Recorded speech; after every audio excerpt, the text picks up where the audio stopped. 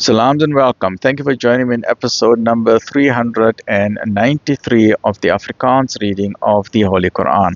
Ons is besig met die Heilige Quran, by Imam M.A. Baker. A'udhu billahi minash shaitani rajim. Bismillahirrahmanirrahim. In die naam van Allah, die barmhartige, die genadige.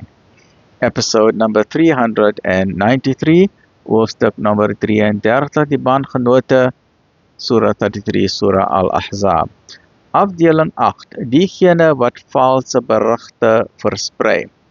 O profeet, sê aan u eggenotes en aan u dogters en die vroue van die gelowiges dat hulle 'n gedeelte van hulle omslagdoeke oor hulle hoofde moet hang. Dit is meer fatsoenlik sodat hulle uitgeken kan word en nie lastig geval mag word nie. En Allah is altyd vergewensgesind, genadevol.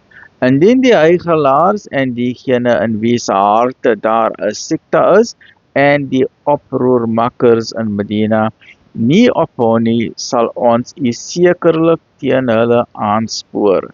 Dan sal hulle nie u bure daarin wees nie, behalwe 'n kort rukkie. Vervloek is hulle, waar hulle ook al gevind word, sal hulle gegryp en doodgemaak word. Voorwaar, so was Allah se handelwyse met hulle, wat reeds hierheen gegaan het, en in sy handelwyse sal u geen verandering vind nie. Die mense vra u uit oor die uur, sê, kennis daarvan is slegs by Allah, en wat sal u laat begryp dat die uur dalk naby is.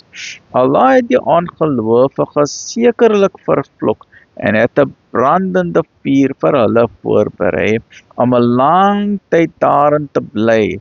Hulle sal nog beskermer, nog helper vind.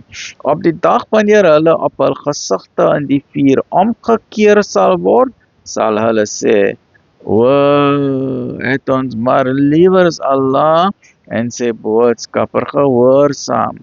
En hulle sal sê, ons Heer, ons het slegs ons leiers en ons voormanne gehoorsaam, maar hulle het ons van die regte weg laat afdwaal.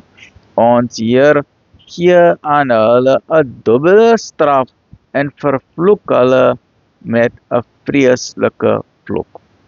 Dit is die einde van hierdie afdeling. Join me in the next episode. Alhamdulillah.